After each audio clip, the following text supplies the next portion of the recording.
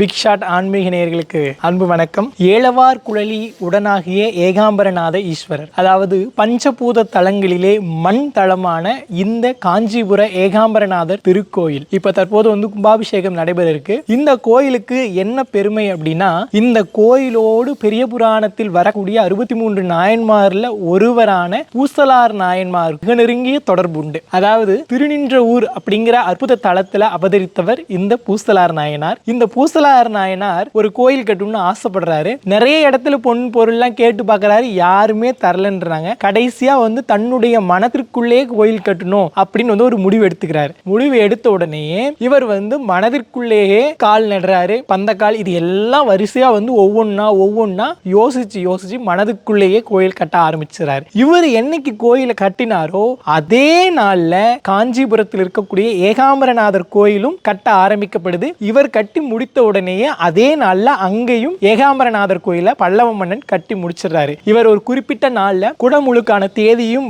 தன்னுடைய மனதிற்குள்ளே அறிவிச்சுக்கிறாரு. அதே நாள் ஏகாம்பரநாதர் கோயிலுக்கும் குடமுழுக்கு தேதி அறிவிக்கப்படுது. இப்போ சிவபெருமான் என்ன பண்றாரு, இந்த பூசலார் நாயனாருடைய வாழ்க்கையை இந்த வெளி உலகத்திற்கு கொண்டு வர வேண்டும்னு சொல்லி என்ன பண்றாரு அப்படின்னா, பல்லவ மன்னன் இந்த காஞ்சிபுரம் ஏகாம்பரநாதரை கட்டி கொண்டிருக்காங்க, அந்த பல்லவ மன்னனுடைய கனவுல போய், நான் உன்னுடைய குடமுழுக்கு தேதிக்கு என்னால வர முடியாது, உன்னுடைய குடமுழுக்கு தேதியை வேறொரு நாளுக்கு மாற்று, ஏன்னா அந்த நாள்ல என்னுடைய பக்தன் ஒரு கோயில் கட்டியிருக்கிறான், அந்த கோயிலுக்கு நான் போகணும்னு சொல்லிடுறாரு. இதை கேட்ட உடனே மன்னனுக்கு, இதை விட ஒரு பெரிய கோயில் இருக்கா, கண்டிப்பா அந்த கோயிலை நான் தரிசித்தாக வேண்டும் அப்படின்னு சொல்லி அங்கிருந்து புறப்பட்டு திருநின்ற ஊருக்கு வராரு. திருநின்ற ஊர்ல எந்த ஒரு கோயிலும் கட்டப்படல. அப்ப அந்த பக்தனான பூசலார போய் பார்த்து கேட்கிறாரு, எங்க கோயில் கட்டினீங்கன்னு. அப்போ கேட்கிற போது பூசலார் சொல்றாரு, என்னுடைய மனதிற்குள்ளே தான் நான் கோயில் கட்டினேன் அப்படின்னு சொல்லி சொல்றாரு. உடனடியா அங்கிருந்த எல்லோருமாக சேர்ந்து ஒரு மனதிற்குள்ள கட்டிய இந்த கோயிலுக்கு எம்பெருமான் இப்படி இறங்குகிறார்னு சொல்லி